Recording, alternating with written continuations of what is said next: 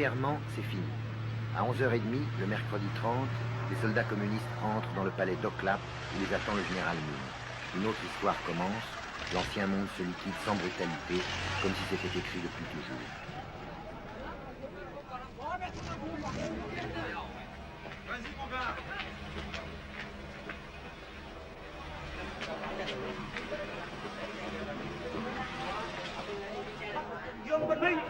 Nous avons capturé Gérard Mine, président depuis 2 jours seulement.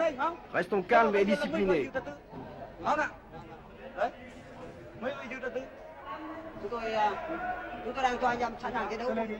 Je donne le pouvoir à ceux qui sont beaucoup plus mérités que moi.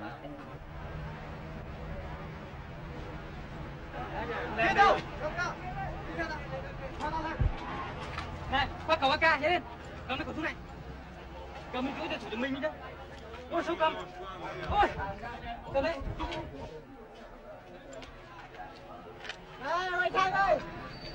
Quelques soldats perdus continuent à tirer. Ici, l'ancien hôtel de ville de Saigon.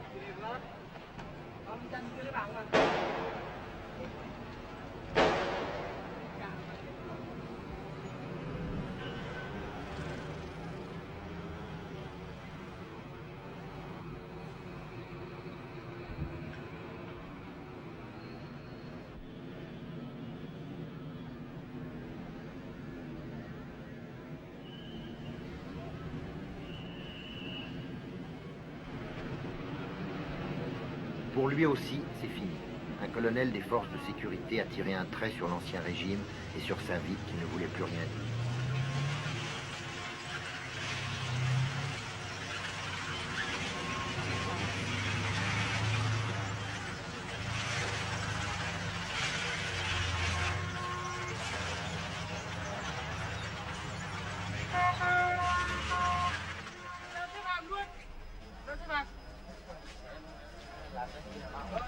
Les prisonniers au palais d'Oklap. Baissez les bras, dira un soldat vainqueur. Jamais dans l'histoire on n'aura vu une ville changer de main, changer de régime, avec aussi peu de brutalité et de représailles individuelles. Un signe pour la vie, que chacun interprète selon ses convictions et ses hantises, prématurément. Không, bây giờ nha, nó đang thuộc ở trên tầng rồi. Nó thuộc trên tầng rồi. Còn cái nó xem nó nằm đâu. Hả? Sao mà đây đâu? Bên của ông này thôi.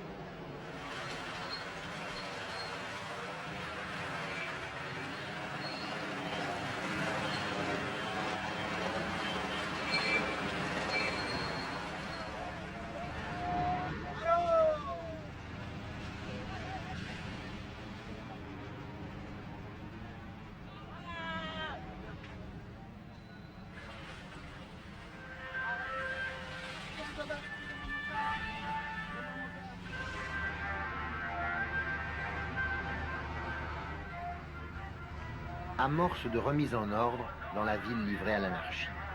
Des enfants de 12 ou 13 ans à la gâchette trop facile patrouillent dans les rues avec leurs M16 américains.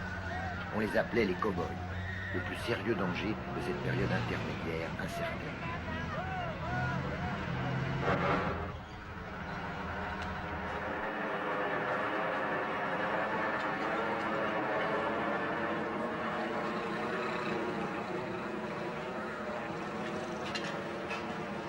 Les écoliers, pratiquement et symboliquement, nettoient Saigon de ses ordures passées.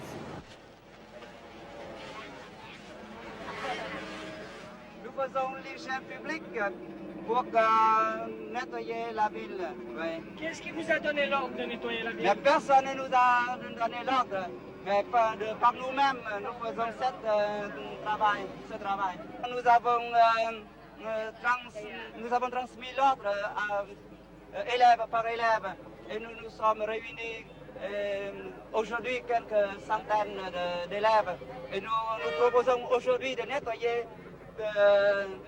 le rectangle qui entoure notre école.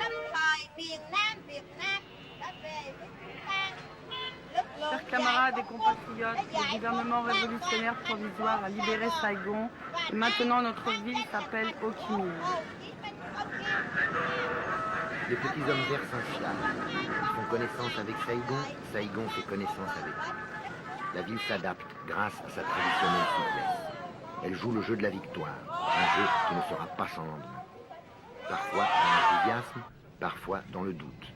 Malin, trop malin celui qui essaye déjà de faire la part des choses.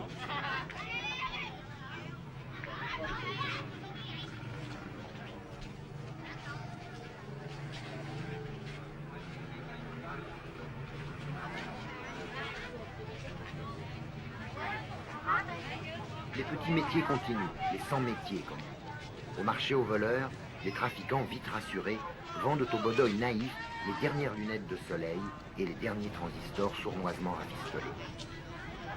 Les jolies Saïgonaises, qui avaient rangé un instant leurs décadents vêtements de couleur, ressortent de leur charme.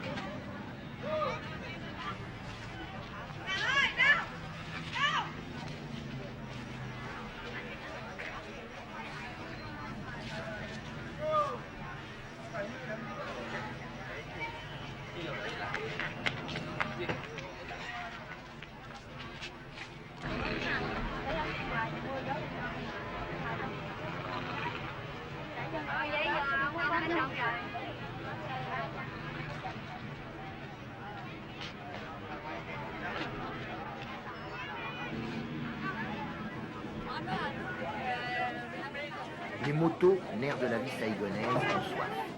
Des malins vendent de l'essence trafiquée au coin des rues, 2000 piastres le litre. La vie habituelle s'adapte et tente obstinément de durer avec ses petits trucs et ses petites libertés précieuses. Mais on sait qu'elle n'a qu'un temps, qu'un autre ordre, plus honnête et plus sévère, va s'installer.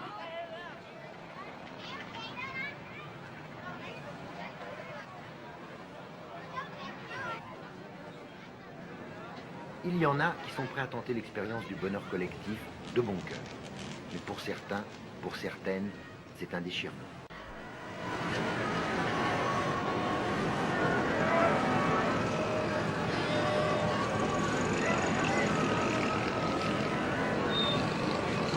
Superficiellement, Saigon n'a pas tellement changé. Il y a moins d'essence, mais tout se débrouille pour rouler. Attentifs, les débonnaires, les petits hommes verts, les bodoïs comme nous, sont partout dans la ville. Le climat est pacifique, avec des moments de tension, comme pendant les derniers jours qui ont précédé notre départ. Les combattants du Nord, responsables de la force de frappe révolutionnaire, puis les maquisards du Sud, découvrent une vie tranquille et condamnée, condamnée à manger mortel et d'austérité majeure. Les gens de Saigon s'apprivoisent au son des haut-parleurs qui diffusent assez lourdement des slogans dont personne n'a l'habitude.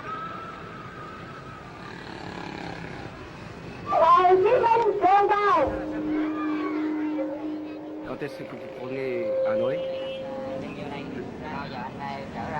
Je ne sais pas. Chúng tôi Ça dépend de còn la phải durée tùy de theo notre tình hình mission. của đất nước này, tùy theo nhiệm vụ.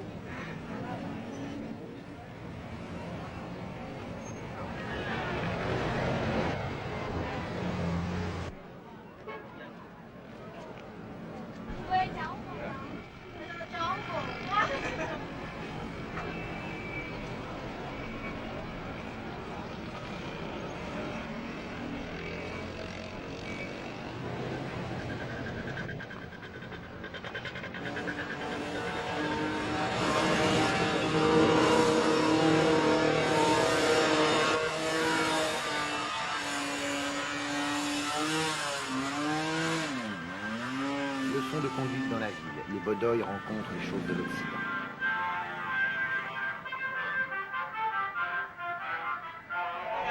Je m'appelle Tong. Je suis de l'armée de libération. Đơn vị coi như thuộc quân giải phóng của đơn vị nào cả.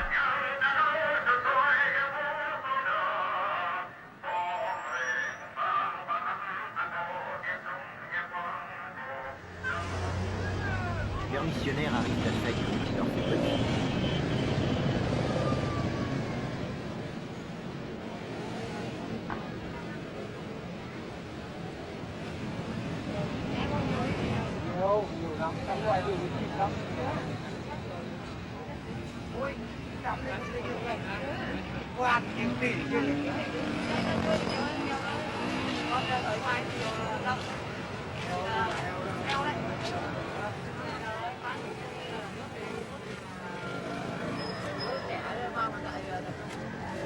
J'ai quitté mon fils quand il avait 3 ans, maintenant il en a 7 et il va à l'école.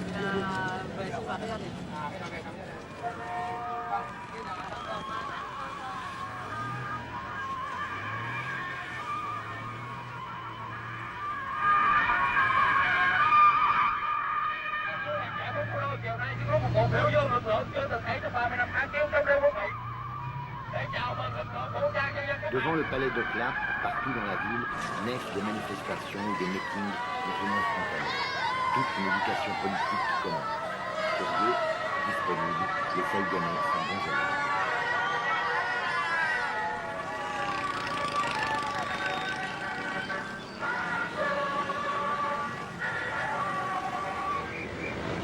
Les premiers jours, plus de police, plus de maquiages.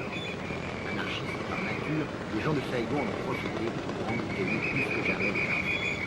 Les jeunes, les comités révolutionnaires populaires essayent de raider la circulation avec un succès relatif.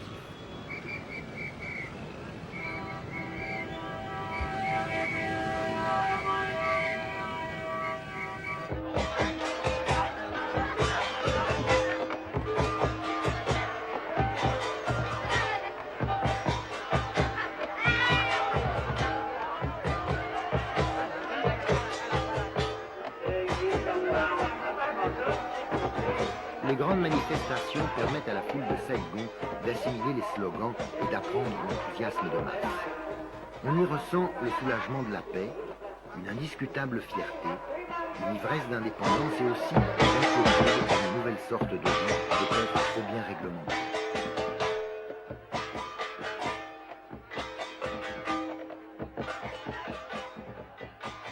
Est-ce qu'il n'y a pas une différence entre les gens du Sud et les gens du Nord? Non, je crois en ce temps-là, on s'en même. On dit que les gens du Nord sont plus sévères, non? Avant, maintenant, Maintenant, pas du tout? mais pas du tout. Ça vous inquiète pas qu'il y ait tous les gens du Nord, là? Je crois maintenant il est un pitié pour les gens du Nord. Un du Sud, pardon. On ne sait pas, mais on se libre, je suis content maintenant. Vous n'avez pas peur du communisme? Oh, je ne peux rien, ouais. Je suis libre dans mon pays, je dois accepter ça. Madame Go-Batan, personnalité bien connue de la troisième force, exprime l'espoir d'une démocratie socialiste originale pour le Sud. Elle représente sans aucun doute, confusément, l'opinion de la majorité de ses concitoyens.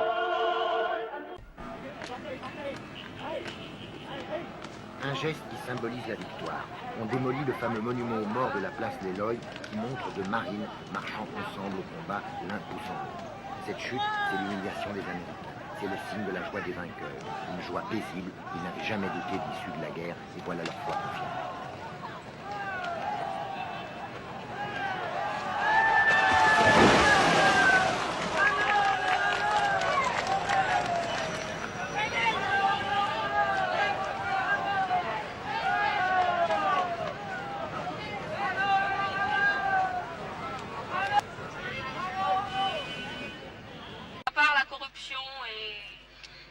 Et si le gouvernement est dur, qu'est-ce que vous allez faire? Ben, on va essayer d'accepter au début. Si vraiment on ne peut pas accepter, soit peut-être qu'il y aura une révolte ou si tout le monde est courageux. Ou alors si tout le monde accepte d'accepter, de supporter la vie dure là, il y aura une petite somme qui va essayer de se suicider pour essayer de raccourcir la vie, et puis c'est tout. Et puis les autres, ils restent, ils mènent leur vie dure comme ils veulent.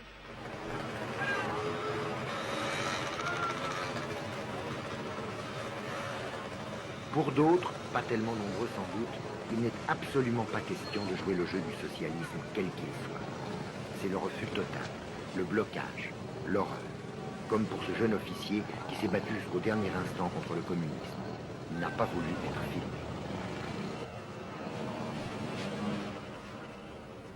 Tant que la liberté existe encore au Vietnam, je désirais vivre au Sud-Vietnam, c'est mon pays. Je prenais la défense de mon pays en tant que soldat. Ce qui veut dire que je ne porte pas les habits militaires pour défendre le régime de Thieu. C'est un régime pourri, mais tout le monde y retrouve son compte. À vrai dire, c'était une mode de vie qu'on a appris à vivre avec.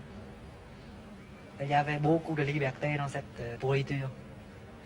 Je porte les habits militaires pour défendre mon pays contre le communisme. Je prends la défense de ma liberté et de la liberté de ma famille. Et cette liberté, hélas, ça n'existe plus. Avec le Front de Libération Nationale, avec les communistes, il n'existe plus de liberté. On n'a pas été libérés. On est fait prisonnier et on subira toutes les conséquences. Il n'existera plus de liberté. Et les Européens, ceux qui pensent que c'est une libération, se trompent. Il n'y a pas de libération. Il y a une conquête. On a perdu la guerre. On a été trahis. On a combattu pour rien. Et maintenant, on se demande quel sort sera réservé à nous tous. Nous, les Vietnamiens libres. Nous qui avons combattu contre le communisme. Nous qui avons reçu une instruction comme il faut. Nous sommes trop intellectuels pour être communistes.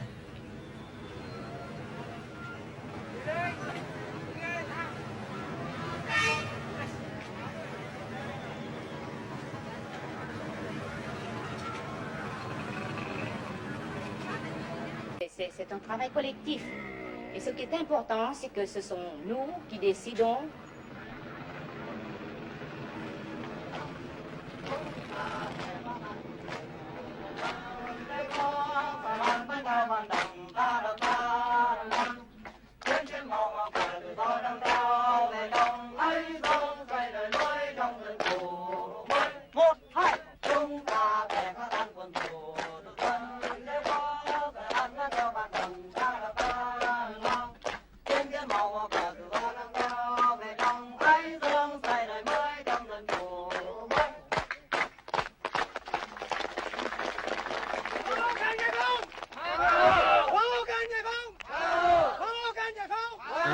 Madame le commandant Nguyen Ngoc Dung trace le chemin, raisonnable et heureux, d'un socialisme librement consenti. L'histoire va-t-elle lui donner raison? La personnalité du Sud, originale et individualiste, sera-t-elle tant soit peu respectée? L'unification du Vietnam se fera-t-elle en douceur, avec l'approbation de tout un peuple fier d'avoir retrouvé la paix et la dignité? Les vainqueurs auront-ils le courage, la clairvoyance de ne pas accélérer la mise au pas de Saigon? À toutes ces questions, faites d'espoir et de doute, on ne doit pas encore espérer. La Bastille a été prise il y a un mois à peine, le siège, la révolution commence encore.